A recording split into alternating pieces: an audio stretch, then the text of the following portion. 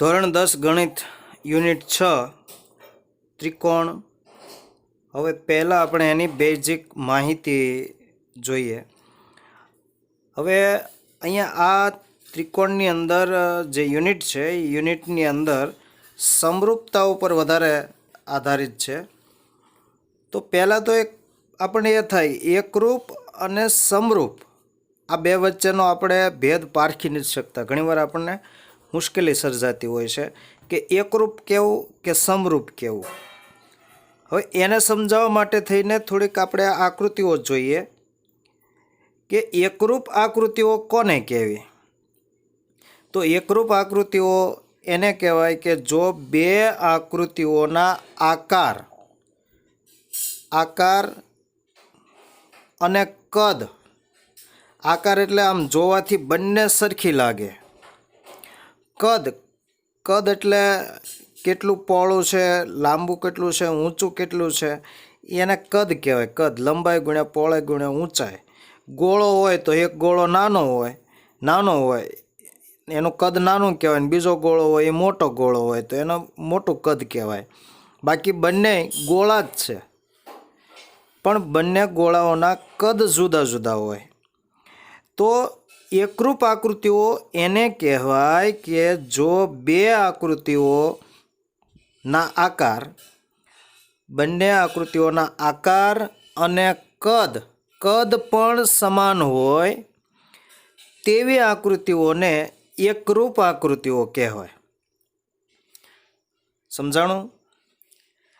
દાખલા તરીકે એક અહીંયા આ વર્તુળ છે, આ રેખાખંડ છે, આ લીટી, રેખાખંડ એટલે આ લીટી છે, એની લંબાઈ 3 સેમી છે, અને એવી જ એક પીક્યુ રેખા છે જેની લંબાઈ પણ 3 સેમી છે। આનું માપ પણ 3 સેમી અને આનું માપ પણ 3 સેમી। તો આ બંને એકરૂપ આકૃતિઓ કહેવાય। ટૂંકમાં આકાર સમાન અને કદ સમાન, જો બંને વસ્તુ સમાન હોય તો એકરૂપ કહેવાય। બંનેમાંથી એક પણ જુદું પડે તો એને એકરૂપ કહેવાય નહીં। હવે બીજું આપણે જોઈએ વર્તુળો। આ બંને વર્તુળો એકરૂપ કહેવાય કે નહીં? તો જુઓ, આનું કેન્દ્ર P છે અને આનું કેન્દ્ર Q છે, એટલે બંને વર્તુળો જુદા જુદા છે, પણ આની ત્રિજ્યા 1 સેમી છે અને આની પણ ત્રિજ્યા 1 સેમી છે, તો આ બંને વર્તુળો એકરૂપ વર્તુળો કહેવાય। ત્રીજી વસ્તુ આપણે જોઈએ તો ચોરસની વાત કરીએ તો ચોરસની અંદર આનું 1 સેમી, આ પણ 1 સેમી, આ પણ 1 સેમી અને આ પણ 1 સેમી છે, એટલે આ બધી બાજુઓ જેની સમાન હોય એને ચોરસ કહેવાય। તો આ બીજો ચતુષ્કોણ છે PQRS, એમાં પણ બધી જ બાજુઓના માપ છે એ 1 સેમી છે। તો આ બંને આકૃતિઓના માપ સમાન છે અને આકારો પણ સમાન છે। આ ચોરસ છે તો આ ચોરસ જ છે, આકાર સમાન અને કદ પણ સમાન છે, માટે આપણે એમ કહીએ કે આ બંને ચોરસ એકરૂપ છે। અને હવે ત્રિકોણ જોઈએ તો આ ત્રિકોણ જે છે આનો માપ હોય 2, 3 અને 4 છે, તો આના માપ 2, 3 અને 4 હોય તો બંનેના માપ સમાન હોય તો આકાર સમાન। એક તો ત્રિકોણ, આકાર કેવો છે? ત્રિકોણ આકાર છે, એટલે આ ત્રિકોણ આકાર એ સમાન અને બંનેના માપ પણ સમાન છે, તો આપણે આને કહીશું એકરૂપ છે। હવે એકરૂપને સંકેતમાં આ નિશાની વડે દર્શાવવામાં આવે છે, ખાસ જોઈ લેજો, બરોબર? હવે મારે આને એકરૂપ તરીકે બતાવવા છે, કેવી રીતે હું બતાવું? AB અને CD બંનેના માપ સમાન છે, એક જ આય રેખાખંડ, તો આય રેખાખંડ છે એટલે આકાર સમાન અને માપ પણ સમાન છે। તો આને આપણે સંકેતમાં દર્શાવો તો કેવી રીતે? તો કે AB એકરૂપ PQ, આ રીતે લખાય। હવે આને આપણે દર્શાવવો હોય તો આ બંને ચતુષ્કોણ છે, એટલે કે આકાર બંનેના સમાન છે અને માપ પણ સમાન છે, એટલે કે કદ પણ સમાન છે, તો આપણે આને દર્શાવીશું કે ABCD ચતુષ્કોણ ABCD એકરૂપ ચતુષ્કોણ PQRS. હવે આપણે આને બંને ત્રિકોણો જે છે એને આકૃતિઓ બંનેની સમાન છે અને માપ પણ સમાન છે. તો આપણે આને કેવી રીતે, તો કે ત્રિકોણ ABC એકરૂપ ત્રિકોણ PQR. તો આ થઈ એકરૂપ આકૃતિઓ. હવે આ જે ચેપ્ટરમાં વારંવાર ઉલ્લેખ કરવાનો છે એવી આકૃતિઓ એટલે સમરૂપ આકૃતિઓ. તો સમરૂપ આકૃતિઓ કોને કહેવી? તો જે બે આકૃતિઓને આપણે કમ્પેરિઝન કરીએ, સરખામણી કરીએ, એ બે આકૃતિઓમાં આકાર સમાન હોય, આકાર સમાન હોય, પરંતુ તેમના કદ એટલે કે માપ જુદા જુદા હોય. કદ એટલે માપ. કદ સમાન ન હોય તેવી આકૃતિઓને કહેવાય સમરૂપ આકૃતિઓ, સમરૂપ કહેવાય. અને સમરૂપ માટેની નિશાની તમે જોઈ લેજો, આ રીતની નિશાની છે. હવે આપણે રેખાખંડ બે આપ્યા છે, એ સમરૂપ છે કે એકરૂપ છે તે હવે જોઈએ. તો આનું માપ છે, આ બંને રેખાખંડ જ છે એટલે આકૃતિ સમાન છે, એટલે આકૃતિઓ એટલે આકાર સમાન છે. આકાર એટલે આકાર કેવો? તો કે રેખાખંડ આકાર છે. પણ આનું માપ 2 સેમી છે ને આનું માપ 4 સેમી છે.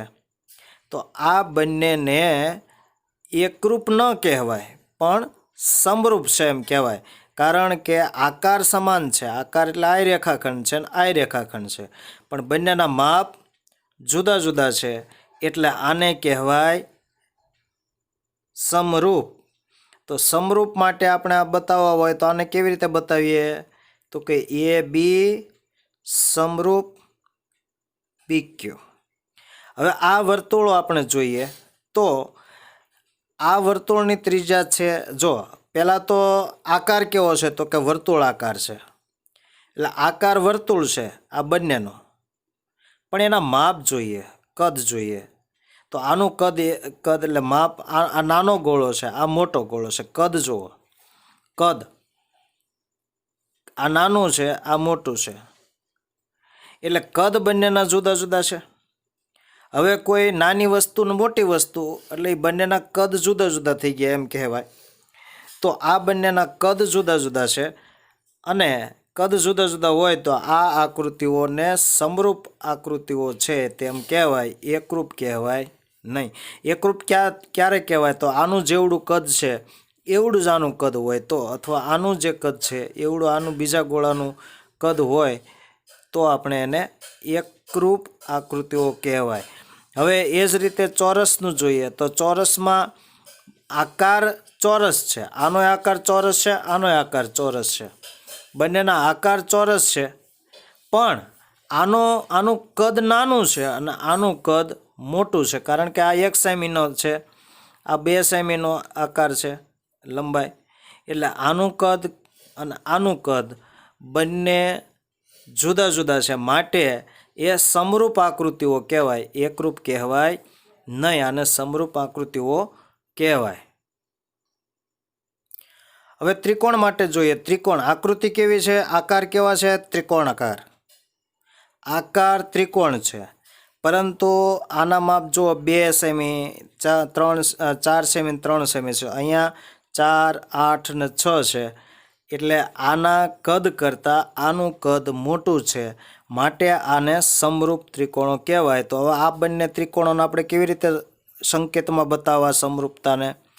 તો કે ABC સમરૂપ ત્રિકોણ, ત્રિકોણ ABC સમરૂપ.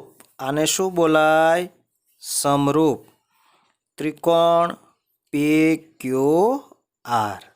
તો આ રીતે આપણે આ સંકેત વડે દર્શાવીએ છીએ.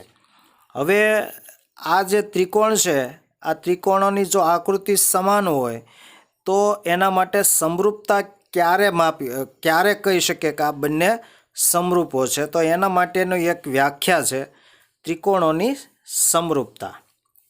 વ્યાખ્યા છે ત્રિકોણોની સમરૂપતામાં જો બે ત્રિકોણોના અનુરૂપ ખૂણા એટલે આ ખૂણો એ તો એની સામે કોઈ પણ આ ત્રિકોણમાંથી કોઈ પણ એક ખૂણો, દાખલા તરીકે પી, ખૂણા બી ને અનુરૂપ ખૂણો ક્યુ અને ખૂણા સી ને અનુરૂપ ખૂણો આર અનુરૂપ હોય.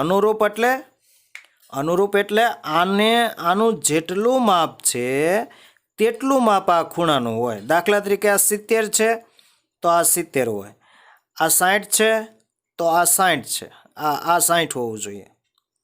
અને હવે જે બાકી રહ્યો આ બેનો સરવાળો 180માંથી બાદ કરો ને જે આ ખૂણાનું માપ આવે એ આ ખૂણાનું માપ થાય તો એને કહેવાય અનુરૂપ ખૂણાઓ. એટલે આને અનુરૂપ આ ખૂણો, એટલે આનું માપ 70 હોય તો આનું માપ 70 જ હોય, આનું માપ 60 હોય તો આનું માપ 60 હોય, એટલે 130 થયા. તો આનું માપ 50 હોય તો આનું માપ પણ 50 હોય. તો અનુરૂપ ખૂણાઓ સમાન હોય. સમાન એટલે આ 60 આ 70 તો આ 70, આ 60 તો આ 60, આ 50 તો 50 સમાન હોય. ઉપરાંત આ એક શરત થઈ. સમરૂપ ત્રિકોણ થવા માટેની આ એક શરત આ કે અનુરૂપ ખૂણાઓ સમાન હોવા જોઈએ. અને જે અનુરૂપ બાજુ એટલે આને અનુરૂપ આ બાજુ કહેવાય, આને અનુરૂપ આ બાજુ કહેવાય, આને અનુરૂપ આ બાજુ કહેવાય.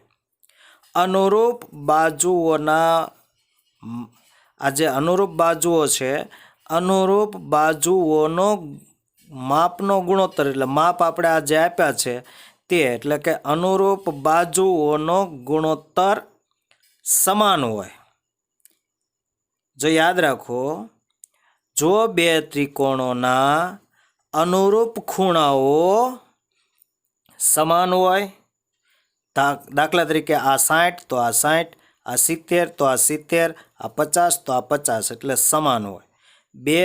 જો બે ત્રિકોણોના અનુરૂપ ખૂણાઓ સમાન હોય અને અનુરૂપ બાજુ, આને અનુરૂપ કોઈ પણ બાજુ હોઈ શકે, એવું જરૂરી નથી કે PQ. દાખલા તરીકે અહીંયા એક માપ આપ્યું તો અહીંયા આનું માપ 2 આપ્યું હોય તો આને અનુરૂપ આ થાય, બરાબર. એવું જરૂરી નથી કે AB ને અનુરૂપ PQ જ હોય, BC ને અનુરૂપ QR જ હોય, એવું જરૂરી નથી. પણ આમાંથી કોઈ પણ આને અનુરૂપ થતી હોય એવી, અનુરૂપ એટલે આને અનુકૂળ થતી હોય એવી, આ ત્રિકોણને અનુકૂળ થતી હોય એવો ગુણોત્તર. તો આની AB છે તો અત્યારે આપણે એના છેદમાં PQ મૂકીએ. ABના છેદમાં PQ એટલે આ ABના છેદમાં PQ એટલે આને કહેવાય ભાગાકાર. આને ભાંગ્યા આ કરો એને કહેવાય ગુણોત્તર. આ બાજુને ભાંગ્યા આ બાજુ કરો, બેયના આ બાજુના ભાંગ્યા આ બાજુ કરો તો એને કહેવાય ગુણોત્તર. દાખલા તરીકે AB ભાંગ્યા PQ કરો તો શું આવે? જો AB એટલે 1 અને PQ એટલે એના છેદમાં PQ છે, PQ એટલે 2 તો આ શું આવ્યો? 1/2 આવ્યું. હવે આને અનુરૂપ આ બાજુ આપણે લઈ જોઈએ, શું થાય? BCના માપ કેટલું? 2 તો આ 2 મૂકીએ અને QRનું માપ કેટલું છે? 4 મૂકીએ તો છેદ ઉડાડો, 2 દુ 4 એટલે આનું શું આવ્યું? 1/2 આવ્યું. હવે AC લ્યો, ACના છેદમાં PR, ACના છેદમાં PR તો AC કેટલું છે? 3 છે અને PR કેટલું છે? 6 છે. તો 3 દુ 6, 1/2. જો આનો ગુણોત્તરનો જવાબ 1/2, આ ગુણોત્તરનો જવાબ 1/2 અને આ ગુણોત્તરનો જવાબ 1/2 આવે છે. તો આ બે ત્રિકોણોની બાજુઓના ગુણોત્તરો ABના છેદમાં PQ, BCના છેદમાં QR અને ACના છેદમાં PR જો સમાન આવે, કેવો આવવો જોઈએ?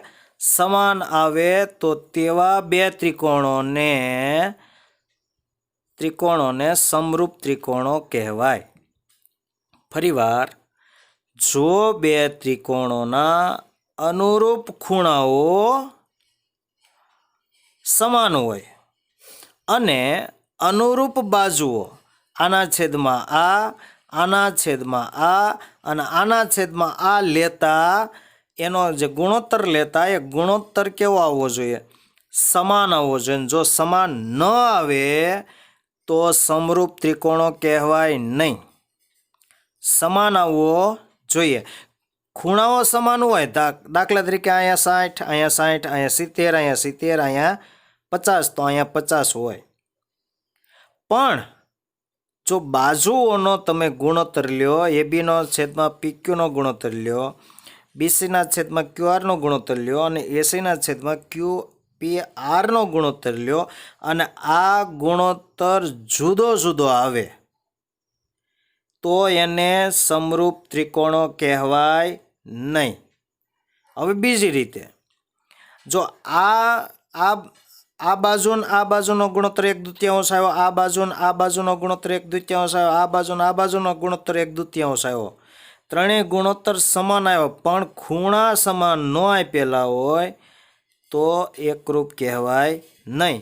તો ત્રિકોણની સમરૂપ ત્રિકોણો ક્યારે કહેવાય? એટલે કે ત્રિકોણની સમરૂપતા જો બે ત્રિકોણોના અનુરૂપ ખૂણાઓ સમાન હોય અને અનુરૂપ બાજુઓનો ગુણોત્તર સમાન હોય તો તે બે ત્રિકોણો સમરૂપ છે તેમ કહેવાય. સમરૂપ છે તેમ કહેવાય. દાખલા તરીકે અહીંયા અનુરૂપ બાજુ એટલે એને અનુરૂપ પી, એટલે કે માપ બેના સમાન હોય એટલે એ બરાબર ખૂણો પી, ખૂણો બી બરાબર ખૂણો ક્યુ અને ખૂણો સી બરાબર ખૂણો આર. તો અનુરૂપ બાજુઓનો ગુણોત્તર કેવો આવવો જોઈએ? સમાન હોય. તો સમાન હોય તો એના આપણે આ રીતે લખી શકીએ: એબીના છેદમાં પીક્યુ, બીસીના છેદમાં ક્યુઆર અને એસીના છેદમાં પીઆર. અને આપણે એ પણ જોયું કે એનો ગુણોત્તર કેવો આવે છે? સમાન આવે છે. હવે ત્રિકોણોની સમપ્રમાણતા. જો ત્રિકોણોની કોઈ એક બાજુને સમાંતર દોરેલા આ ત્રિકોણ છે, ત્રિકોણની કોઈ એક બાજુ, આ એક બાજુ લઈએ, આને સમાંતર દોરેલી રેખા, આ રેખા છે એમાંથી આપણે એટલો ભાગ જ દોર્યો છે. જો કોઈ ત્રિકોણની કોઈ એક બાજુને સમાંતર, આ બાજુને સમાંતર દોરેલી રેખા, આપણે આ રેખા આમ દોરી નાખીએ, દોરેલી રેખા તે બે બાજુઓ, બાકીની બે બાજુઓ, એટલે આને સમાંતર હોય એવી રેખા આપણે દોરીએ તો આ રેખા બાકીની બે બાજુ, એટલે આ બે બાકી રહી, આ બાકીની બે બાજુઓને ભિન્ન બિંદુઓમાં છેદે છે. એક અહીંયા છેદી અને એક અહીંયા છેદી. તો ભિન્ન બિંદુઓમાં છેદે તો તે બાજુઓ પર આ જે બે બાજુઓ છે આને એ બાજુઓ પર કપાતા રેખાખંડો, આ રેખાખંડ કપાણો અહીંયા, આ રેખાખંડ અહીંયા કપાણો, તો આ રેખાખંડોને બાજુઓના સમપ્રમાણમાં વિભાજન કરે છે. આ રેખા આ બાજુઓનું અને આ બાજુઓનું સમપ્રમાણમાં વિભાજન કરે છે. એટલે કે આના ઉપરથી આપણે 3 થી 4 5 સૂત્રો બનાવવાના છે અને દાખલાની ગણતરી માટે તમારે મોસ્ટલી આ સૂત્રનો ઉપયોગ તમારે કરવાનો છે. તો કઈ રીતે? પહેલું સૂત્ર કઈ રીતે બનાવશો? પહેલું સૂત્ર આ બનાવશો: એ ડી એના છેદમાં આનો આ બીજો ભાગ, એડીના છેદમાં ડીબી બરાબર. બીજો હવે ગુણોત્તર લઈએ, આ બાજુનો ગુણોત્તર લઈએ. આ બંને ગુણોત્તર કેવા હોય? સમાન હોય. જો કોઈ ત્રિકોણમાં કોઈ એક બાજુને સમાંતર હોય તેવી રેખા દોરવામાં આવે તો તે રેખા બાકીની બે બાજુઓના રેખાખંડને બે ભિન્ન બિંદુઓમાં છેદે છે અને આ જે બિંદુ છે તે આ રેખાખંડના ગુણોત્તર સમાન ગુણોત્તરમાં વિભાજન કરે છે. એટલે કે આના છેદમાં આનો એક ગુણોત્તર લો તો એનું જે માપ આવે, આનું જે માપ આવે એડીના છેદમાં બીડી કરો, જે માપ આવે એ જ માપ આના છેદમાં આ લેવાથી એટલું જ આવે. તો એને લખવું કેવી રીતે? તો કે એડીના છેદમાં ડીબી, એટલે કે એડીના છેદમાં ડીબી, આનું જે માપ આવે એટલું જ આનું માપ આવે. એ ઈના છેદમાં ઈસી, એ ઈના છેદમાં ઈસી. આ એક સૂત્ર થયું. જો આના છેદમાં આ ભાગ, આના છેદમાં આ ભાગ, બરોબર, આ એક સૂત્ર. હવે બીજું સૂત્ર કયું? તો કે આ એટલા ટુકડાના ભાગમાં આ આખી બાજુ, એટલે કે એડીના છેદમાં એ બી બરાબર એ ઈના છેદમાં એસી. એટલે આ સૂત્ર થઈ ગયું. એડીના છેદમાં એ બી, એડીના છેદમાં એ બી અને એ ઈના છેદમાં એસી, એટલે એ ઈના છેદમાં એસી. આ એક ગુણોત્તર બે સમાન થાય. હવે પહેલાં આપણે આના છેદમાં આખી બાજુ લીધી, પછી આના બરાબર આના છેદમાં આખી બાજુ લીધી. હવે આ ટુકડાના છેદમાં આખી બાજુ લઈએ, એટલે ડીબી એના છેદમાં એ બી અને ઈ સી એના છેદમાં એસી. તો ડીબી એના છેદમાં આખી બાજુ અને ઈસી એના છેદમાં આખી બાજુ. આ ત્રણ સૂત્ર થયા. હવે ચોથું સૂત્ર કયું લેશું? તો કે એક ગુણોત્તર આ લો, એક ગુણોત્તર આ બાજુના છેદમાં આ બાજુ લ્યો, આ બાજુના છેદમાં આખી બાજુ લ્યો, એટલે એ ડીના છેદમાં એ બી બરાબર આ ગુણોત્તર પણ આનો જે ગુણોત્તર આવે ને એટલો જ ગુણોત્તર આનો પણ થાય. એટલે કે ડી ઈના છેદમાં બી સી, એટલે એડીના છેદમાં એ બી, એડીના છેદમાં એ બી બરાબર ડી ઈના છેદમાં બીસી, ડી ઈના છેદમાં બીસી. પણ આ સૂત્રનો તો ક્યારેક જ ઉપયોગ કરવામાં આવશે, મોસ્ટલી તમારે ઉપયોગ થશે આ સૂત્રનો. આપણી ટેક્સ્ટ બુકની અંદર દાખલા છે તે સિવાયના પણ દાખલા પૂછી શકે. એવું જરૂર નથી કે આપણે ટેક્સ્ટ બુકમાં બહુ લિમિટેડ જ દાખલા છે, સાવ થોડાક જ છે.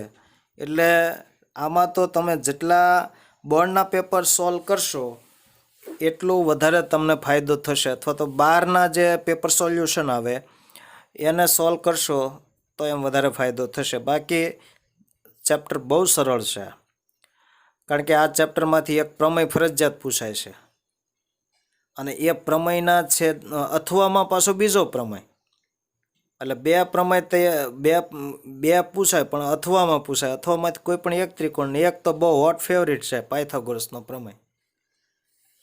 હવે પાંચમું સૂત્ર શું? જેમ આના છેદમાં આ લીધું બરાબર ડીઈના છેદમાં બીસી લીધું, તેવી જ રીતે એઈના છેદમાં એસી બરાબર ડીઈના છેદમાં બીસી, એટલે કે એઈના છેદમાં એસી બરાબર ડીઈના છેદમાં બીસી.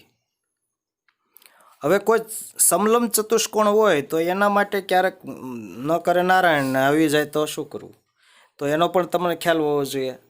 એટલે સમલંબ ચતુષ્કોણ આવો ચતુષ્કોણ છે અને સમલંબ ચતુષ્કોણ કહેવાય ને. સમલંબ ચતુષ્કોણમાંથી કોઈ એક સમાંતર બાજુ હોય એવી એક રેખા લેવામાં આવે તો તે બાકીની બે બાજુઓમાંથી પસાર થાય ત્યારે એ એક રેખાખંડ છે, બે રેખાખંડોની બાજુઓને બે ભાગ કરે છે અને એના માટેનો ગુણોત્તર હવે આપણે કયો સમાન હોય એ જોઈએ. તો એ ઈ એના છેદમાં ઈ ડી, એ ઈના છેદમાં ઈ ડી, તો બીજો અહીંયા તો કે બી એફ ના છેદમાં એફ સી. આના છેદમાં આ અને આના છેદમાં આ એ બે સમાન થાય, એટલે આ એક સૂત્ર તમે ઉપયોગ કરી શકો છો. હવે કેટલીક વાર તમને આવું પૂછવામાં આવશે કે નીચે આપેલી આકૃતિઓ સમરૂપ છે કે નહીં, અને સમરૂપ છે તો કઈ શરતના આધારે સમરૂપ છે? તો ધોરણ 9માની અંદર આપણે ઘણી બધી શરતો શીખી લીધી છે અને એને આપણે અહીંયા અત્યારે થોડીક તાજી કરી લઈએ. આપણી ટેક્સ્ટમાં પણ છે. તો 4 શરતો છે. એમાં પહેલી શરત છે ખૂ ખૂ ખૂ, ખૂ ખૂ ખૂ. જો 2 ત્રિકોણો છે, આ 2 ત્રિકોણોના અનુરૂપ ખૂણાઓ સમાન હોય, અનુરૂપ ખૂણાઓ સમાન હોય તો આ બંને ત્રિકોણો સમરૂપ કહેવાય. અનુરૂપ ખૂણાઓ સમાન હોય એટલે આપોઆપ બાજુઓ પણ એકરૂપ સમરૂપ થાય. બાજુઓનો ગુણોત્તર કેવો થાય? સમાન થાય. જો ખૂણાઓ સમાન હોય, અનુરૂપ ખૂણાઓ સમાન હોય, બરાબર, અહીંયા 65 તો અહીંયા 65, અહીંયા 35 તો આ 35, આ 80 તો આ 80, એટલે અનુરૂપ ખૂણાઓ સમાન હોય તો આ બાજુઓના છેદમાં આ બાજુ લ્યો તો એનો ગુણોત્તર 1/2 આવશે. આના છેદમાં આ લ્યો તો એનો ગુણોત્તર, આવા માપ આપેલા હોય કે એના ગુણોત્તર લેવામાં આવે તો એ ગુણોત્તર સમાન આવે જ. તો એક પહેલી શરત છે ખૂ ખૂ ખૂ. જો 2 ત્રિકોણોમાં તમારે જોવાનું કે શું સમાન છે. ત્રણેય ખૂણાઓ સમાન છે. આને અનુરૂપ આ ખૂણો, આને અનુરૂપ આ ખૂણો, આને અનુરૂપ ખૂણો, આ થઈ જાય તો કઈ શરતના આધારે આ સમરૂપ થાય? ખૂ ખૂ ખૂ શરતના આધારે સમરૂપ થયા બંને ત્રિકોણો એમ કહેવાય. હવે એની પછીની જે શરત છે એ શરત છે ખૂ ખૂ શરત. હવે આમાં શું છે તો કે જો અહીંયા જ છે આ ત્રિકોણના આ ત્રિકોણની અંદર 2 ખૂણાનો સરવાળો કરો. આ બંનેના માપ જો આને અનુરૂપ આ ખૂણો છે, આને અનુરૂપ આ ખૂણો છે, તો અહીંયા તમને આનું માપ નથી આપ્યું. અહીંયા બરાબર, અહીંયા આપ્યું છે પણ અહીંયા આપેલું નથી. તો આ બંનેનો સરવાળો કરો અને એને 180માંથી બાદ કરો એટલે અહીંયા જે માપ આવે એ જ માપ આનું થવાનું કે નથી થવાનું? તમને 2 ખૂણા આપ્યા છે, આ ખૂણો નથી આપ્યો, અહીંયા આ ખૂણો નથી આપ્યો, બરાબર છે. તમને ખાલી 2 આકૃતિ આપી છે અને આ આકૃતિની અંદર તમને 2 ખૂણા આપ્યા છે અને આ 2 ખૂણામાં એક બાજુ આ 2 ખૂણા આપ્યા છે, આ ને આ આપ્યો અનુરૂપ ખૂણાઓ. તો હવે તમે એમ કહેશો કે આ 2 ખૂણા છે ને આપણે કેમ નક્કી કરવું કે આ સમરૂપ છે કે કેમ? તો તમે જો આને અનુરૂપ આ ને આને અનુરૂપ આ હોય તો આ બેનો સરવાળો કરો ને 180માંથી બાદ કરો એટલે આનું માપ જે થાય એવું જ માપ અહીંયા થવાનું છે. તો આપોઆપ એ કેવો થઈ ગયો? સમરૂપ ત્રિકોણો થઈ ગયા. એટલે જો કોઈ એક ત્રિકોણના 2 ખૂણાઓ અનુક્રમે બીજા ત્રિકોણના 2 ખૂણાઓને સમાન હોય તો બીજા ત્રિકોણનો ત્રીજો ખૂણો પણ કેવો થઈ જાય? સમાન હોય જ. તો આવા ત્રિકોણને સમરૂપ ત્રિકોણો કહે છે. એટલે 2 શરત થઈ. ત્રીજી શરત કઈ આપણે સમરૂપતાની? એટલે ત્રિકોણો સમરૂપ છે કે કેમ એ નક્કી કરવા માટે આ શરતો તમને ખ્યાલ હોવો જોઈએ. તો તમે કહી શકો કે આ સમરૂપ છે કે સમરૂપ નથી. ત્રીજી શરત છે બા બા બા. હવે તમને આ 2 ત્રિકોણો આપ્યા, આમાં ક્યાંય ખૂણો આપ્યો નથી અને તમને પૂછવામાં આવે કે આ બંને ત્રિકોણો સમરૂપ છે તો તમારે શું કરવાનું? આના છેદમાં આ બાજુ, આના છેદમાં આ બાજુ, આના છેદમાં આ બાજુ ત્રણેય ગુણોત્તર મેળવી લેવાના. દાખલા તરીકે એબીના છેદમાં PQ, તો આનું શું આવે? 2/4 બરાબર 1/2 થાય. પછી BCના છેદમાં QR, તો આનું માપ 3 અને QRનું માપ 6, તો 2 તેરી 6 બરાબર 1/2. હવે આના છેદમાં એસીના છેદમાં PQ PR બરાબર એસીનું માપ 4, PRનું માપ 8, તો 2 ચોક 8, 1/2. જો ત્રણેયનો ગુણોત્તર કેવો આવ્યો? સમાન આવ્યો. તો ગુણોત્તર સમાન આવે તો આ બંને ત્રિકોણો કેવા કહેવાય? સમરૂપ ત્રિકોણો કહેવાય. અને કઈ શરતના આધારે તમે આ સમરૂપ ત્રિકોણો કીધા? બા, બા ને બા. આની બાજુ બાજુ ને બાજુના ગુણોત્તરો લઈ અને આપણે આને સમરૂપ ત્રિકોણો છે કે નહીં તે ચેક કર્યા. હવે ચોથી શરત એ છે કે બા ખુ બા. હવે બે ત્રિકોણો તમને આપેલા છે અને આ બંને ત્રિકોણોમાં બે બાજુના માપ આપેલા છે, કોઈ પણ બે બાજુ. અહીંયા બે બાજુ આ આપી તો અહીંયા આ અને આ આપે, અને એક ખૂણો આપેલો હશે, અને એ ખૂણો માનો કે અહીંયા 60 છે તો અહીંયા 60 હશે. તો તમારે શું કરવાનું? આ બાજુના છેદમાં આ બાજુનો એક ગુણોત્તર લઈ લેવાનો અને આ બાજુના છેદમાં આ બાજુનો ગુણોત્તર લઈ લેવાનો. આ બંને ગુણોત્તરો કેવા હોવા જોઈએ? સમાન આવવા જોઈએ. બે બાજુના ગુણોત્તર સમાન થઈ ગયા અને એક ખૂણો સમાન હોય તો આપણે આ બંને ત્રિકોણો સમરૂપ ત્રિકોણો છે તેમ કહેવાય. જો બે ત્રિકોણો પૈકી એક ત્રિકોણોને અનુરૂપ બે બાજુઓ અને અનુરૂપ ખૂણાઓ બીજા ત્રિકોણની અનુરૂપ બે બાજુઓ અને અનુરૂપ ખૂણાઓ સમાન હોય તો તેવા બે ત્રિકોણોને સમરૂપ ત્રિકોણ કહેવાય. અને કઈ શરતના આધારે? બા ખુ બા. બાજુનો ગુણોત્તર, બાજુ આ બાજુ, આ એક ગુણોત્તર, પછી ખૂણો અને આ બાજુ. બા ખુ બા. બાજુ, ખૂણો અને બાજુ, એટલે આ બાજુના છેદમાં આ બાજુનો એક ગુણોત્તર, ખૂણો સમાન, અને આ બાજુના છેદમાં આ બાજુનો ગુણોત્તર સમાન. તો આ બંને ત્રિકોણો સમરૂપ ત્રિકોણો છે તેમ કહેવાય.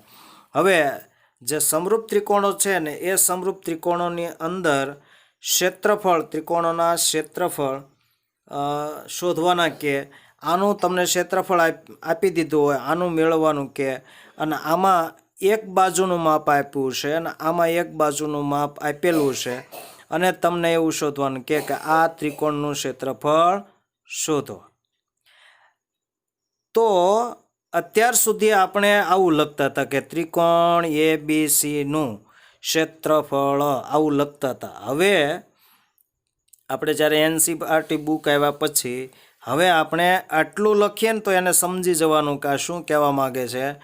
ABCનું ક્ષેત્રફળ, ત્રિકોણ ABCનું ક્ષેત્રફળ, એટલે ખાલી એને આગળ જો ત્રિકોણની નિશાની નહીં લગાડવાની, કાંઈ નહીં, ખાલી તમારે શું લખવાનું? ABC. ABC લખશો એટલે એનો મતલબ ત્રિકોણ ABCનું ક્ષેત્રફળ દર્શાવે છે. એવી જ રીતે ત્રિકોણ PQRનું ક્ષેત્રફળની જગ્યાએ હવેથી આપણે શું લખીશું? PQR. PQR લખશું એટલે એનો મતલબ ત્રિકોણ ABCનું ક્ષેત્રફળ છે. તો હવે એ શોધવાનું સૂત્ર શું? તો જો આ ત્રિકોણ છે ABC, બરાબર. હવે હું ABCનું ક્ષેત્રફળ એના છેદમાં PQRનું ક્ષેત્રફળ એમ નહીં લખું. હવે સીધું જ આપણે લખવાનું ABCના છેદમાં PQR. તો આ બાજુના વર્ગનો વર્ગ, આ બાજુનો વર્ગ છેદમાં આ બાજુનો વર્ગ, એટલે ABનો વર્ગ છેદમાં PQનો વર્ગ, બરાબર. હવે આના બરાબર આ ત્રણેય નહીં લખવાના.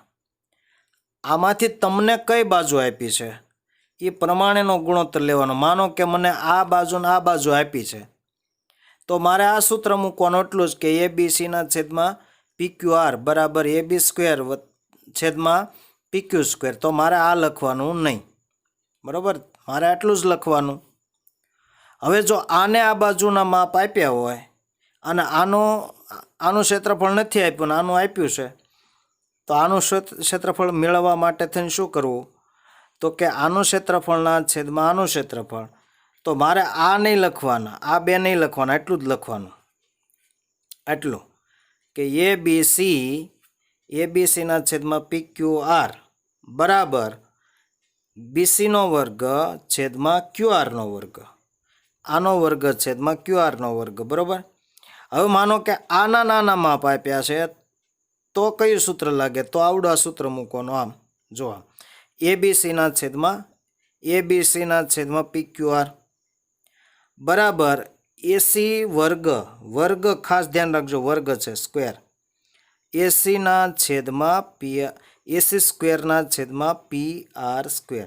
હવે બંને જગ્યાએ સ્ક્વેર છે તો આવી રીતે તમે લખી શકો આવી રીતે આમ કે ABC છેદમાં PQR બરાબર આવી રીતે લખીએ કે AB છેદમાં PQ all raise to square. આ વ્યક્તિગત લગાડો તોય વાંધો નહીં, આખા વર્ગની ઉપર મૂકશો તોય કોઈ વાંધો નહીં, ગમે તમને અનુકૂળ આવે તે પ્રમાણે તમે લખી શકો છો. હવે પાયથાગોરસનો પ્રમેય જે તમે સૌ જાણો જ છો કે કોઈ આવો ત્રિકોણ છે આ નામથી આ નામ આપેલા છે, તો આ પાયથાગોરસના પ્રમેયમાં શું છે કે પાયથાગોરસનો પ્રમેય એ છે કે કર્ણનો વર્ગ એ બાકીની બે બાજુના વર્ગના સરવાળા બરોબર હોય છે. એટલે કે એસીનો વર્ગ બરાબર એબીનો વર્ગ અને બીસીના વર્ગ બરાબર થાય માપ, તો જ કહેવાય ને આનું માપ જે આવે એનો વર્ગ કરો અને એની સામે આ બાજુના વર્ગ કરો અને આ બાજુના વર્ગ કરો, એનો બેનો સરવાળો કરો એટલે આના જેટલો થાય. તેવી જ રીતે જો કોઈ PQR હોય તો PRનો વર્ગ બરાબર PQનો વર્ગ વત્તા QRનો વર્ગ, જે તમે સૌ જાણો છો.